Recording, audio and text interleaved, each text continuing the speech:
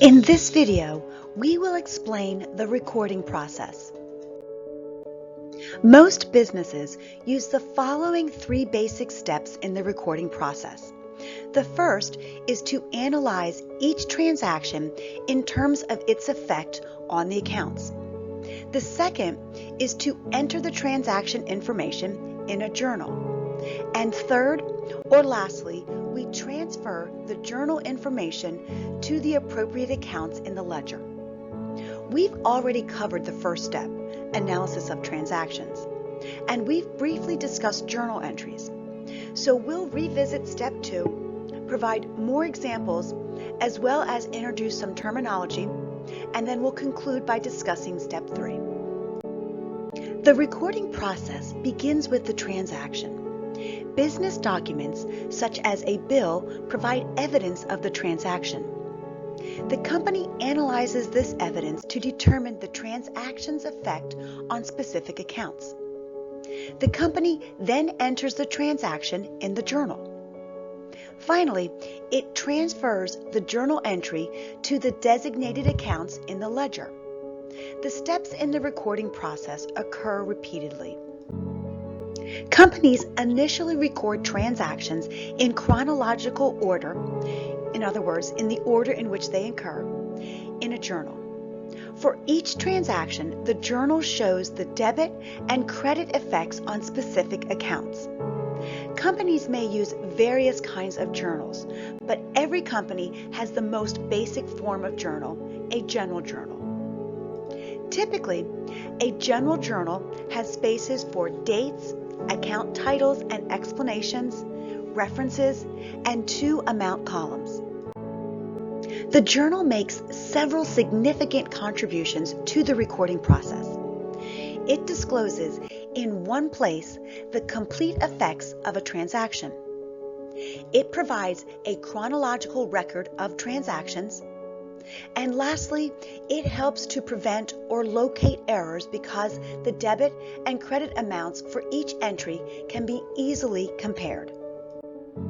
We began this chapter by looking at the transactions of Pioneer Advertising Agency, and more specifically, identifying the accounts and effects. This transaction is impacting both cash and common stock. Both accounts are increasing by $10,000. How we get this business transaction into the accounting system is by entering the journal entry into the general journal.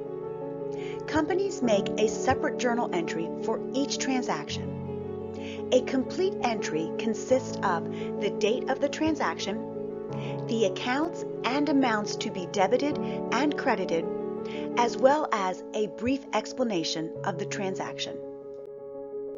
The date of the transaction is entered in the date column. In this example, October 1st. The account to be debited is entered first, which is cash, and the amount of the debit is recorded in the debit column. The account to be credited, which is common stock, is indented and entered on the next line, and the amount of the credit is recorded in the credit column. A brief explanation of the transaction appears on the next line item, such as issued shares of stock for cash. In this example, the explanation has been omitted. If you have more than 2 accounts, simply list all debits before the credits. On October 1st, Pioneer purchased equipment by signing a 3-month note. This transaction increases both equipment and notes payable. This transaction would result in the following journal entry: a debit to equipment, and we would enter the $5,000 in the debit column, and a credit to notes payable, and we would enter $5,000 in the credit column. On October 2nd, Pioneer receives a $1,200 cash advance from a client, which results in an increase to both cash and unearned service revenue. Remember, we cannot record revenue until the company performs the work. This transaction results in a debit to cash, and we would enter the $1,200 in the debit column, and a credit to unearned service revenue, which is a liability, and we would enter $1,200 in the credit column.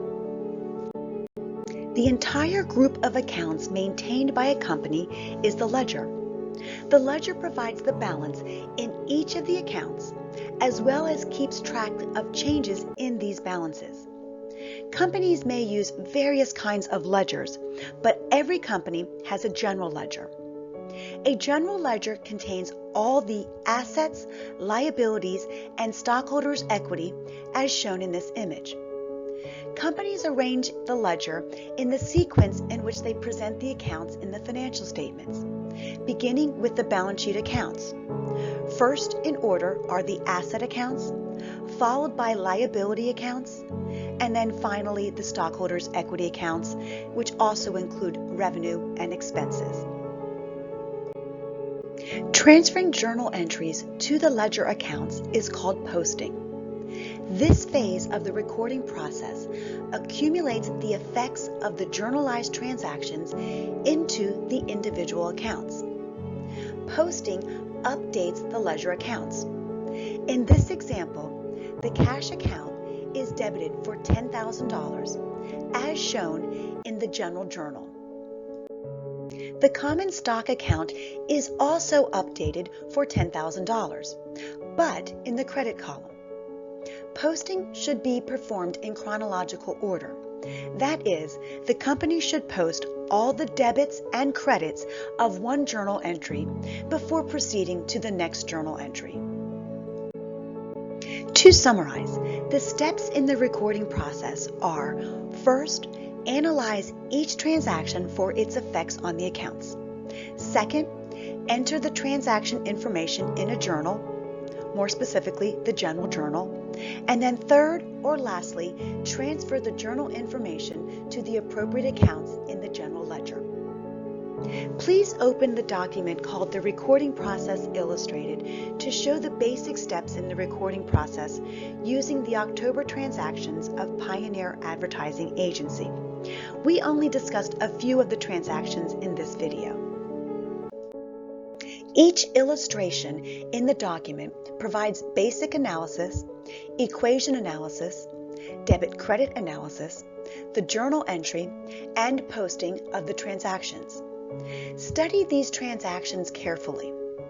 The purpose of transaction analysis is to first identify the type of account involved, and then to determine whether to make a debit or credit to the account. You should always perform this type of analysis before preparing a journal entry.